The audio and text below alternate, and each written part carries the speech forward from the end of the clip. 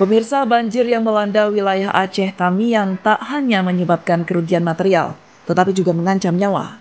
Di tengah kondisi yang semakin sulit, aksi heroik ditunjukkan oleh Dan Ramil 03 Seruai, Kapten Infanteri Muhammad Rizal, yang menyelamatkan seorang ibu dan dua balita yang terjebak di atas toko akibat banjir yang tiba-tiba melanda.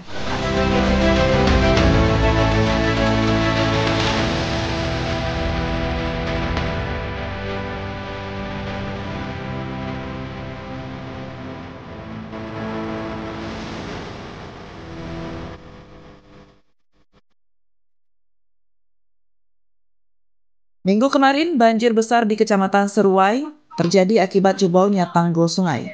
Dengan air yang deras dan meninggi, evakuasi ini membutuhkan keberanian luar biasa.